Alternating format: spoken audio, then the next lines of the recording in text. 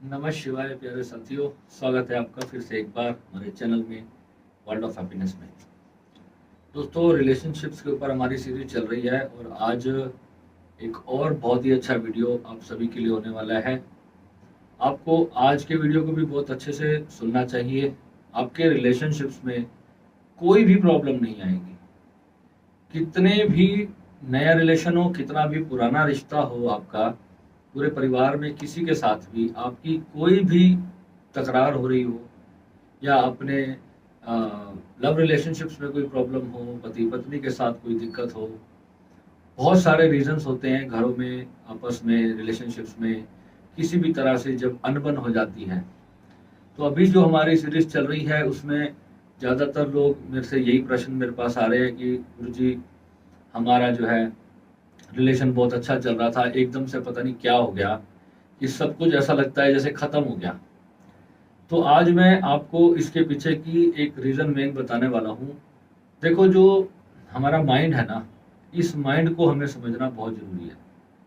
दिमाग का सारा पंगा है ये। माइंड जो है इंसान का, इसी की वजह से सारी प्रॉब्लम खड़ी होती है। जब एक लड़का लड़की नए एक दूसरे से मिलते हैं, बातचीत होती है, उनका प्यार होता है, तो जीवन साथ में बिताने का फैसला कर लेते हैं और धीरे धीरे जैसे वो मिलते रहते हैं, साथ में घूमते फिरते हैं, शादी हो जाती है, समय बीतता रहता है, बच्चे हो जाते हैं और धीरे धीरे करते करते एक दूसरे के आदी हो जाते हैं। फिर आदी आदी होते होते होते होते एक दूसरे से जब बोरियत आने लगती है, उनको दूसरे लोगों में इंटरेस्ट बनना शुरू होता है। तो वास्तविकता में ये प्रॉब्लम है क्या, कहाँ से शुरुआत हो रही है, इस चीज को हमें समझना बहुत जरूरी है। क्योंकि जो प्रकृति है, ओशो ने इसको पूरी तरह से हमें एक्सप्लेन किया और जिस तरह ओशो ने हमें इसके बारे में समझाया, शायद किसी और व्यक्ति ने इस पूरी दुनिया में समझाया। क्योंकि जो हमारी प्रकृति है मनुष्य की प्रकृति में विवाह नाम की कोई जगह है ही नहीं। पूरी प्रकृति में ही नहीं है, सिर्फ मनुष्य के लिए नहीं, जितने भी जीव जंतु हैं किसी का भी विवाह नहीं होता, सभी स्वतंत्र रहते हैं। और अब हम मनुष्य लोग हैं, हम एक सामाजिक दायरे में रहते हैं, हम परिवार में रहते हैं। यहाँ पर हमने अपने सुरक्षा के लिए कानून भी बनाए और हमने एक समाज भी निर्मित किया। मगर इस सब के अंदर जो प्रेम नाम है, जो प्रेम है, वो कहीं गायब हो चुका है। आज पूरी दुनिया की समस्या है ये।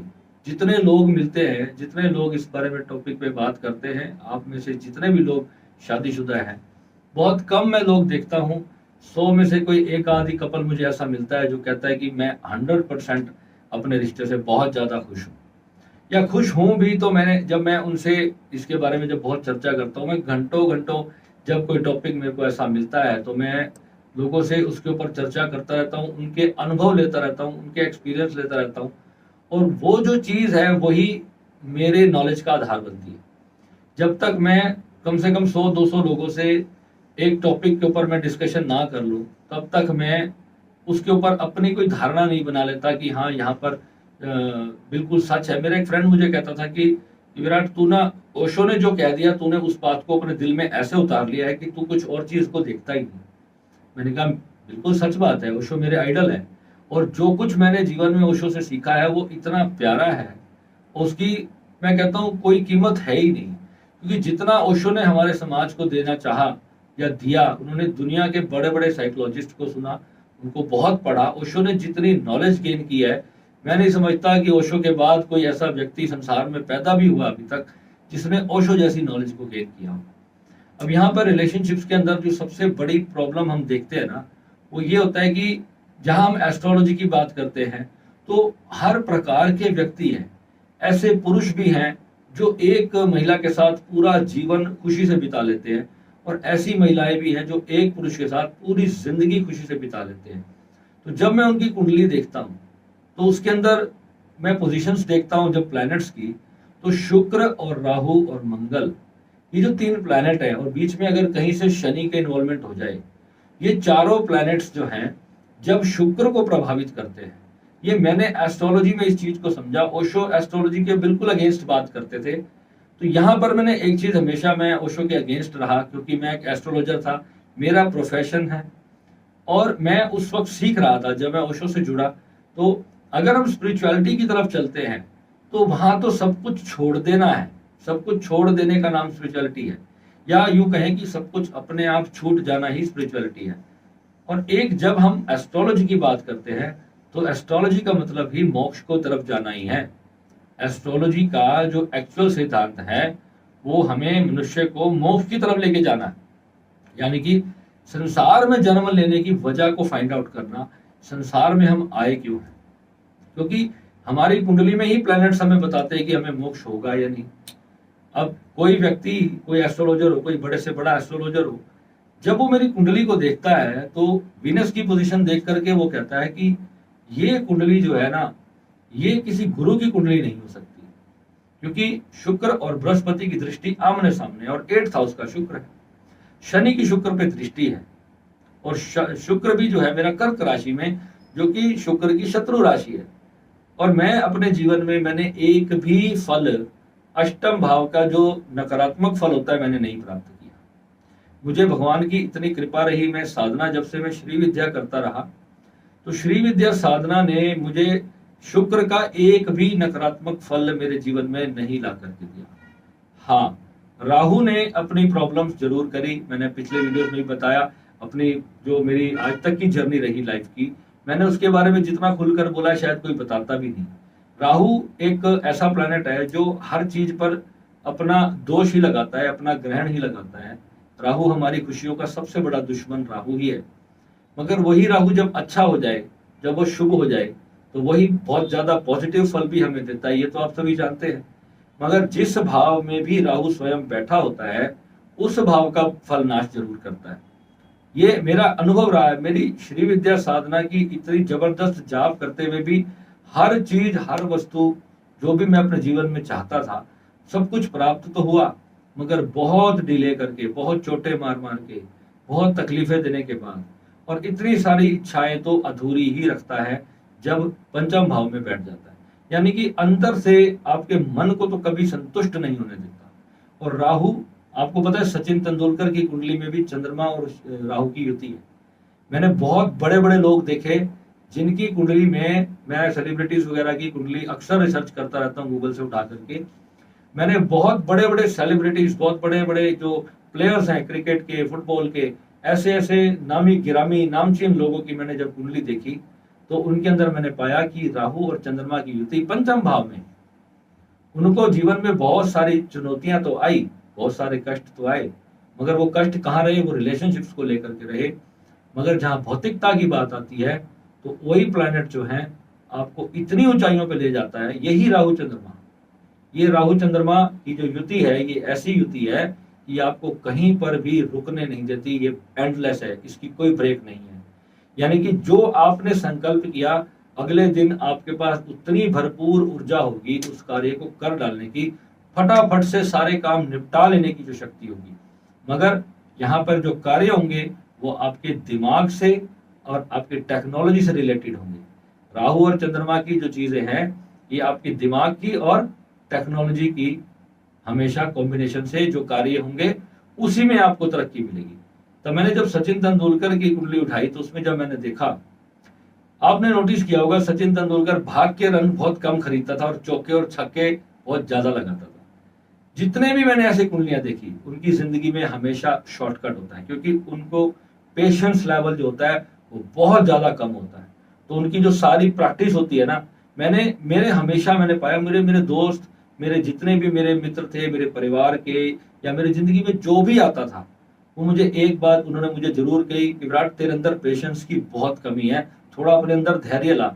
मैं सोचता था कि पता नहीं क्यों मेरे अंदर, मुझे बस कुछ भी चाहिए तो बस इमीडिएटली सारा कुछ ठा फा 2 मिनट के अंदर, बस कुछ भी मैंने बड़े से बड़ा प्रोजेक्ट करना है, यानी कि इतनी जल्दी उसको करने का जो एक जज्बा रहा मेरे अंदर। तो मैंने जब उसको बहुत ज्यादा डीपली जब मैंने उस चीज को रिसर्च किया, तो मैंने क्या पाया कि राहु की वजह से ये सब हो रहा था। वो जो इम्पेशंस थी किसी भी चीज को फटाफट से कर देने की, तो ये जो चीजें हैं ये राहु की वजह से आती है। तो आज जो मैंने वीडियो का टॉपिक चुना कि don't be over protective and don't be too possessive for someone else. तो ये आप जब आपकी कुंडली में जब राहु की ऐसी स्थिति होती है, आप अपने पार्टनर को डोमिनेट करने लग जाते हो, इसको आपको अपने अंदर से समझना है कि मेरी कुंडली में ये प्रॉब्लम है, जिसकी वजह से मेरा अच्छा खासा हंसता खेलता रिश्ता खराब हो सकता है। आपको इस चीज को बहुत गहराई से समझना है। आजकल आपने देखा होगा कि वाइफ कहीं से आ रही है और हस्बैंड 5-6 ताने फटाफट से मार देता है, कहाँ गई थी, क्या कर रही है, ऐसा क्यों नहीं है, वैसा क्यों नहीं है। ये जब जिस भी कपल के बीच में आप देखो ना, आप उनको सीधा सजेस्ट कर देना कि भैया आप अपने एक बार राहु को चेक कर लो, ये आपके रिलेशनशिप को खराब करेगा। क्यों, होता क्या है, ये जो ओवर पोजेसिवनेस होती है ना किसी अपने पार्टनर को लेके, और जब साथ में चंद्रमा भी है, तो यहाँ पर आपको इस चीज को बड़ी डीपली समझना होगा। चंद्रमा सीधा सीधा आपके मन और विचारों के साथ कनेक्टेड है, और राहु एक ऐसा प्लैनेट है जो आपको हर चीज का नेगेटिव साइड पहले दिखाएगा, पॉजिटिव साइड बाद में दिखाएगा। हमेशा आपको इनसिक्योरिटी में डाल के रखेगा। आपके मन के अंदर हर वक्त एक इनसिक्योरिटी चलती रहेगी कि कहीं मेरा रिश्ता खराब ना हो जाए, मैं ऐसा, मेरे से कोई गलती ना हो जाए, मेरे पार्टनर से कोई गलती ना हो जाए। तो ये जो चीज है ना, आपके रिलेशन को एक दिन तबाह जरूर करके रहेगी। रीजन क्या है, अब आप देखो, जब आप अपने पार्टनर के लिए बहुत ज्यादा ओवर पोजेसिव हो जाओगे, तो आप जाने अनजाने, उसको बेचारे को पता ही नहीं है कि आप क्या कर रहे हो, आप उसकी बहुत ज्यादा केयर कर रहे हो, और सामने वाले को लगता है कि ये जो व्यक्ति है मेरा मालिक बनने की चेष्टा कर रहा है। और ये साइकोलॉजी है, माइंड की सबसे बड़ी साइकोलॉजी है। जब आप अपने किसी भी रिश्ते को पकड़ने की कोशिश करोगे, उसको बांधने की कोशिश करोगे, अपने बच्चे को भी, चाहे आप माता पिता हो, और अपने बच्चे को लेकर भी अगर आप ओवर पोजेसिव हो रहे हो, तो कल को बच्चा भी आपसे परेशान होकर के आपको अपने सीक्रेट बताने से मना कर देगा, आपसे छुप छुप कर सारे कार्य करने लगेगा, क्योंकि उसके भीतर एक डर बैठ जाएगा कि मुझे इनको नहीं बताना, इनको बताया तो मुझे डांट पड़ेगी। हर रिश्ते के अंदर ये चीज लागू होती है। जब हम ये सीरीज हम रिलेशनशिप्स के ऊपर बना रहे हैं, तो वहां पर मैंने ये टॉपिक शुरू तो किए थे हस्बैंड वाइफ को लेके, या आपकी जो लव रिलेशनशिप्स हैं उनको लेके, यंगस्टर्स के लिए, यूथ के लिए मैंने ये वीडियोस बनाने शुरू किए। मगर अब मैं देखता हूँ कि हर फैमिली में पेरेंट्स के साथ भी बच्चों की प्रॉब्लम है, हस्बैंड वाइफ की भी चल रही है, बिजनेस में कस्टमर्स और क्लाइंट्स की प्रॉब्लम चल रही है।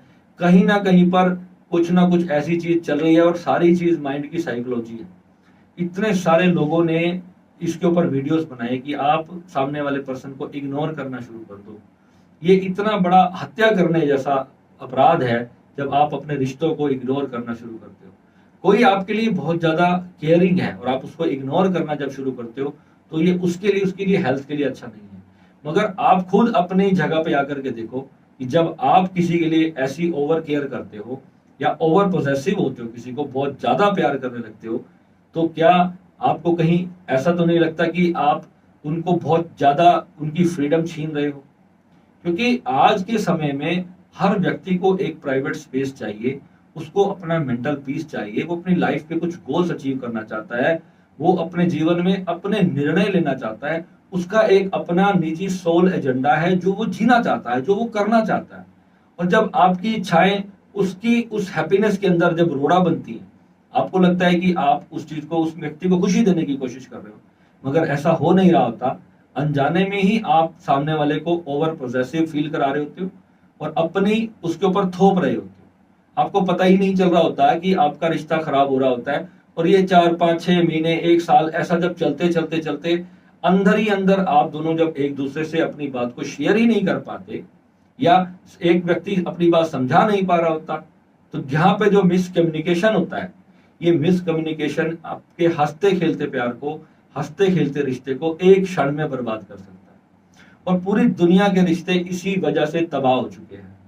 और आपको समझना चाहिए कि जब तक आप अपने फैमिली के अंदर, अपने परिवार के अंदर, या अपने किसी भी रिश्ते के अंदर, जब तक आप पूरी तरह से मन से हैप्पी नहीं है ना, तो आप साधना, मेडिटेशन, मोक्ष, ये बहुत दूर की चीजें रह जाएंगी, कभी कल्पना भी नहीं कर पाओगे। क्योंकि ये जो दिमाग है ना, ये आपका जो माइंड है, ये आपको इतने बुरे ट्रैप में लेके चला जाएगा कि आप इसी के अंदर गोल गोल गोल गोल घूमते रहोगे, और आप इससे कभी भी फ्री नहीं हो पाओगे, इससे कभी मुक्त नहीं हो पाओगे। कितना भी आपको तकलीफ क्यों ना हो, आपको हमेशा अपने पार्टनर को फ्री कर देना चाहिए, उसको स्पेस देना चाहिए, उसको पर्सनल कम्युनिकेशन के तहत आपको ये बात कहनी चाहिए कि तू जो जीवन में जीना चाहता है, या तू जो जीवन में करना चाहती है, मैं तेरे हर लक्ष्य में तेरे साथ हूँ। और अपना पूरा योगदान करके अपने पार्टनर को, चाहे उससे आपको दुख भी क्यों ना मिल रहा हो, कितना भी आपको दुख क्यों ना मिल रहा हो, मगर अगर आप सच में अपने पार्टनर की खुशी चाहते हैं, पहली बात है जब आप ये बोलते हैं मुझे कि भैया हम तो बहुत प्यार करते हैं पर वो बिल्कुल अगेंस्ट चल रहा है, वो बिल्कुल अगेंस्ट चल रही है, तो वहां पर मैं उल्टा सिखाता हूँ। क्योंकि वहां मैं ये नहीं कहता कि तुम बैठ के बात करो, बातचीत से कभी ठीक नहीं होगा। इस बात को समझना पड़ेगा आपको। अभी कल ही एक हमारे दोनों साधक हैं, दोनों साधक हैं, और उनमें मैं नाम नहीं लूंगा, एक लड़का है एक लड़की है। वो एक लड़का अपनी किसी फ्रेंड से नॉर्मल बातचीत रखता था, उसकी मित्रता थी या उसकी दोस्ती थी, कुछ भी होगा, वो उसका पर्सनल जीवन है उस लड़के का। और वो एक लड़की के साथ रिलेशनशिप में भी है, उससे जल्दी उनकी शादी होने वाली है, वो अपनी शादी प्लान कर रहे हैं। अब उस लड़की को पता लगता है कि मेरा जो बॉयफ्रेंड है वो किसी और लड़की से बातचीत करता है। अब वहां पे वो लड़की एकदम पोजेसिव हो जाती है, अपने मन को दुखी कर लेती है। तो अब उन दोनों का रिश्ता यहाँ पर खराब होना स्टार्ट हो जाएगा। यानी कि कल को अगर वो लड़का उससे सच में प्यार करता भी होगा, तो भी कहीं ना कहीं उसके मन में ये संदेश जरूर जाएगा कि ये मेरे ऊपर अब कब्जा होना शुरू हो गया। किसका? मेरी होने वाली अप टू वाइफ का, जो मेरी वाइफ होने वाली है अब उसका कब्जा होने वाला होगा। अब आप कहोगे कि ये कैसी बात कर रहे हैं भैया, वाइफ है, उसका राइट है अपने पति को कंट्रोल में रखने का, उसका पति किसी और की तरफ ना जाए, 100% राइट है।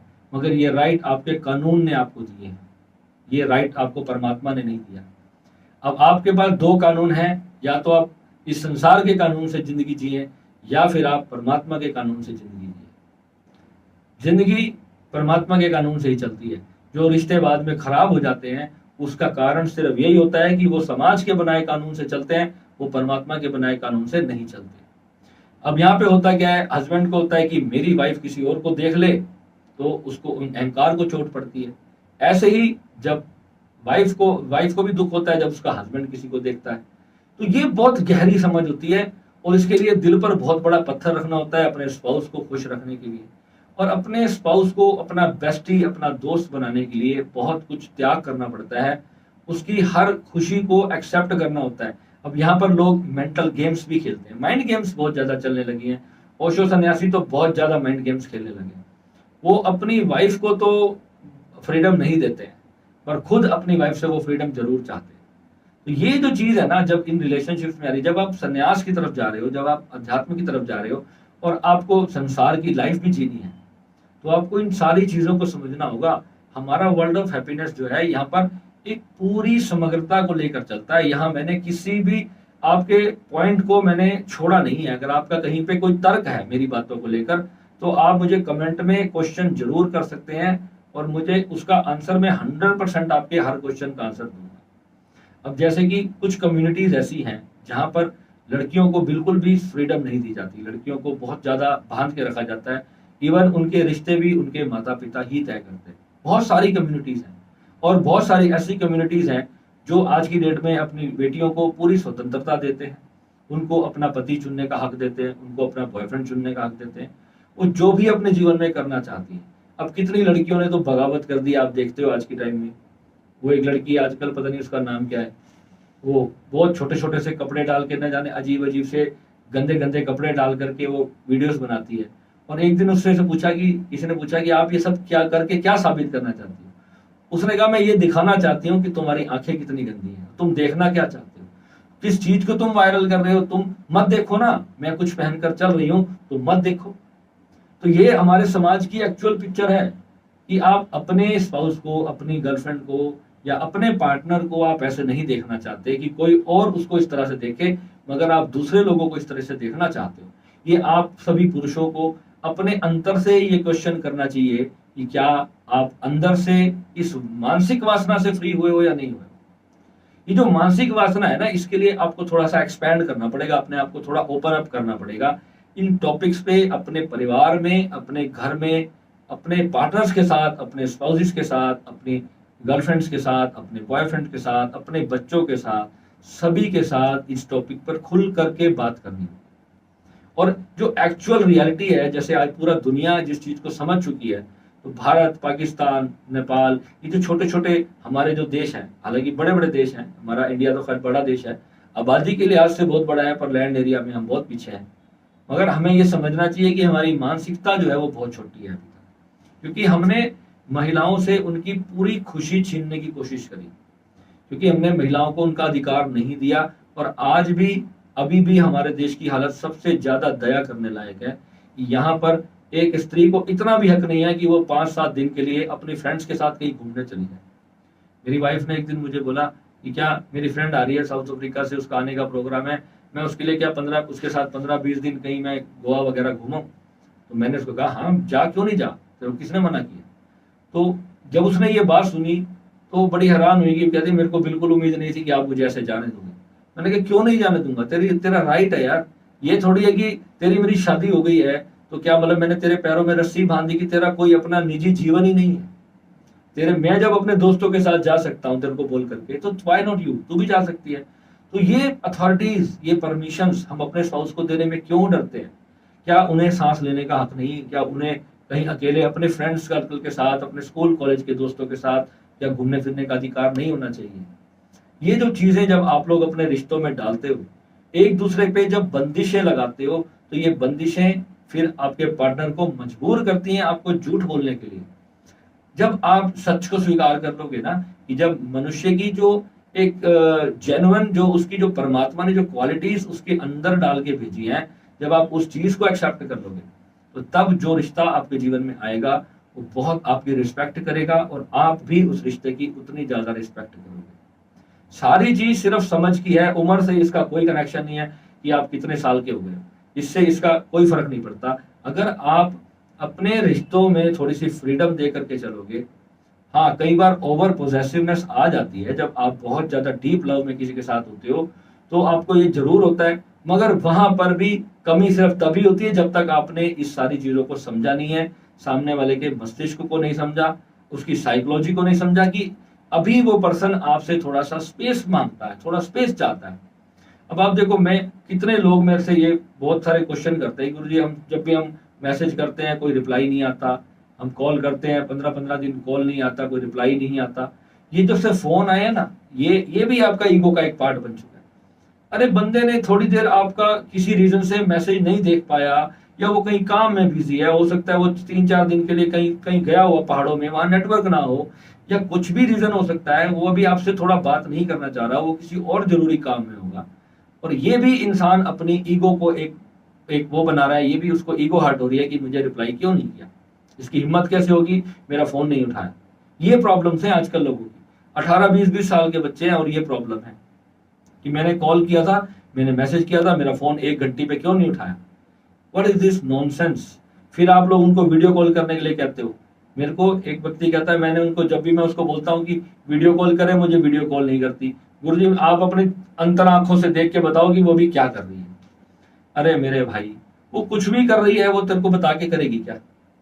अगर जिसने गलत करना है तो वो आपको कभी बता के गलत नहीं करेगा। जब वो आपके पास आया, जब वो आपके प्रेम में आया, तो क्या उसने गलत कर्म किया? जब उसने आपको चुना अपने जीवन साथी के रूप में, अपने प्यार के रूप में, अपने प्रेमी के रूप में, जब उसी व्यक्ति ने, कोई और व्यक्ति नहीं, वही पर्टिकुलर वही व्यक्ति की बात हो रही है, जब उसने आपको चुना तब तो वो दुनिया का सबसे अच्छा इंसान था। अगर उसने किसी और को चुन लिया तो वो इंसान मूर्ख हो गया, वो इंसान बेकार हो गया, वो किसी काम का नहीं रहा। तो यहाँ आपको इस पॉइंट को समझना है कि ये आपकी ईगो है, ये आपका अहंकार है कि आप वननेस को छोड़ करके, मैं बार बार वननेस जब शब्द यूज करता हूं तो इसको समझो, ये पूरे यूनिवर्स की बात हो रही है। प्रेम किसी पर कभी भी आ सकता है। एक गुलाब का फूल है, एक एग्जाम्पल अगर मैं आपको दूं, गुलाब का फूल से प्यारा क्या एग्जाम्पल होगा प्यार को समझने के लिए। आपने एक गुलाब के फूल को देखा, आपको उससे प्रेम हो गया, आपने उसको तोड़ के अपनी जेब में लगा लिया, फिर आप आगे चल दिए, आगे कोई और फूल मिल गया, उससे भी सुंदर कोई बाहर के देश का फूल मिल गया आपको, है ना, एग्जाम्पल दे रहा हूं मैं आपको। अब आपने उसको भी तोड़ के जेब में लगा ली, कितने फूल तोड़ोगे आप? और ये सारे फूल अगर उन्हीं डालियों पे लगे रहें और आप उनको देखते प्रसन्न होते रहें तो कितना अच्छा रहेगा। ये चीजें हमें समझनी है। हमारे रिश्ते उन फूलों की तरह ही हैं, जब हम उनको तोड़ करके अपनी जेब में डाल लेना चाहते हैं, वहीं से प्रॉब्लम स्टार्ट होती है। और इस चीज को समझने में एक दिन तो आपको समझना ही पड़ेगा। अगर आप सच में एक हैप्पी रिलेशनशिप को एंजॉय करना चाहते हैं अपनी लाइफ के अंदर, और आप चाहते हैं कि आपका रिलेशन लाइफ लॉन्ग रहे, तो आपको ये सारी चीजें समझनी पड़ेंगी। और अगर मैं आज आपको समझा रहा हूं तो मैं भी यूं नहीं समझ रही है, मैं माँ के पेट से सीख के नहीं है मैंने इन चीजों को समझते समझते बहुत कुछ खो दिया। मेरे इतने सारे दोस्तों के साथ भी मेरी ये प्रॉब्लम्स आती थी और मेरे रिलेशनशिप्स में भी ये प्रॉब्लम्स आती थी। कारण राहु था। मेरे पंचवें भाव का राहु, मेरे को अंदर इतना क्रोध आता था, जरा सा कुछ मेरे अगेंस्ट होता था तो मैं एकदम से बहुत डोमिनेट सा फील करता था कि बस मेरे साथ तो बहुत गलत हो गया। जबकि एग्जैक्ट सिचुएशन क्या है, सिचुएशन सिर्फ इतनी है कि सामने कोई भी व्यक्ति क्यों ना हो, उस ही नीड्स और शी नीड्स स्पेस।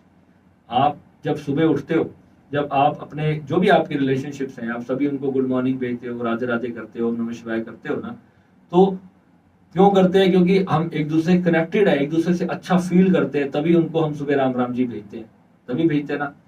और अगर मान लो आप सारा दिन उस किसी पर्सन को मैसेज करते रहो, उसको कॉल कर करके डिस्टर्ब करते रहो, तो वो व्यक्ति परेशान हो जाएगा, दुखी हो जाएगा तुमसे। तुम्हारे को मन कर रहा है कि तुम उससे बात करना चाहते हो, वो किसी अपने अर्जेंट काम में बैठा, वो बार बार वो फोन, जब भी फोन उठाएगा तो आपका मैसेज उसके फोन में होगा, वो परेशान होगा, भाई अब इसको रिप्लाई भी करना पड़ेगा। और अगर उसने बाई चांस कहीं बिजी आपको रिप्लाई नहीं दे पाया, फिर आपका गुस्सा उस पर बरसेगा। ये अक्सर होता है, ये मैं रोज अपने साथियों से यही यही चीजें चलती रहती है। ये चीजें जब मैंने लोगों से सुनी तब मेरे को समझ आया कि लोग बताते हैं भैया मेरा 10 साल का रिलेशनशिप था, 10 दिन में खराब हो गया। 10 साल से एक कपल साथ में है और 10 दिन में उनका रिश्ता खराब हो गया। जरा सा कोई लड़का पढ़ने के लिए विदेश चला गया या कोई अपने काम से बाहर चला गया, तो बस लड़कियों ने उनको बोलना शुरू करा कि अभी मेरे को अभी वीडियो कॉल करके दिखा, तू कहाँ है, क्या कर रहा है, किसके साथ है। जब ये चीजें जहां पर आएंगी, जहां पे आपका ट्रस्ट खराब होने लगेगा, तो समझो कि वहां पे गड़बड़ आनी शुरू हो गई।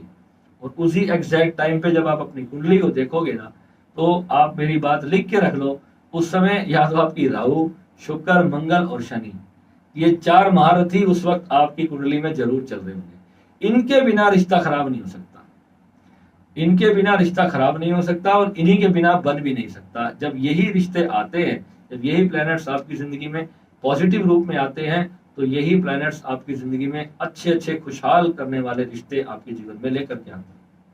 तो इसलिए आज का जो मेन हमारा टॉपिक है वो इतना ही है कि अपने रिश्तों में बहुत ज्यादा डोमिनेटिंग नहीं होना है, सभी को फ्री कर दो। अगर आप साधना के मार्ग पे हो तो आप ये समझ लो कि अटैचमेंट उतनी जरूरी है कि जितनी सामने वाले का गला ना दब जाए, वो घुट ना जाए, उसको वो आपसे जब भी आपसे बात करे तो उसको अच्छा लगना चाहिए आपकी बातें सुनकर, उसको आपकी बातें उसके दिल में खुशहाली लेकर आनी चाहिए, उसकी वैल्यू एडिशन होनी चाहिए। आप उसकी बिना रिक्वायरमेंट की उसके टीचर मत बन जाओ, उसके मास्टर मत बन जाओ कि ये ऐसा ना कर, वैसा ना कर। मतलब आपको चाहिए कि उसकी अंदर जो टैलेंट है, आपके जो पार्टनर के अंदर, उस टैलेंट पे जब आपसे वो राय मांगे तब आप उसको राय दो। बिना मांगे जब आप अपनी जो इंटेलिजेंस उनके ऊपर थोपने लगते हो सकता है कि आपको उस टॉपिक पे, उस विषय पे, जिस भी विषय पे आपकी ज्यादा बहस हो रही है, हो सकता है आपको बहुत ज्यादा नॉलेज है उसके बारे में, मगर फिर भी आप अपनी केयर अपने दिल में छुपा करके रखो, ये बहुत बढ़िया होती है। जब आप बिना बताए अपने पार्टनर के लिए कुछ अच्छा भगवान से भी मांगोगे, साधना में भी मांगोगे, तो वो सबसे बेटर है। उसको जबरदस्ती उसके मुंह में डालने से बढ़िया, जिसको नहीं चाहिए उसको इतना मत खिला दो कि वो उल्टी कर दे तुम्हारे ऊपर ही। तो इतना अपने रिश्तों को खराब ना होना अगर आप चाहते हो, तो आपको ये समझना पड़ेगा कि इतनी लिमिटेड स्पेस होना चाहिए आप दोनों के बीच में, इतनी ज्यादा क्लोजनेस भी होनी चाहिए कि मिठास होनी चाहिए उस रिश्ते के अंदर। ये नहीं कि बस कि सामने व्यक्ति इतना परेशान हो जाए आपसे कि बस रिश्ता तोड़ने पर आपसे मजबूर हो जाए।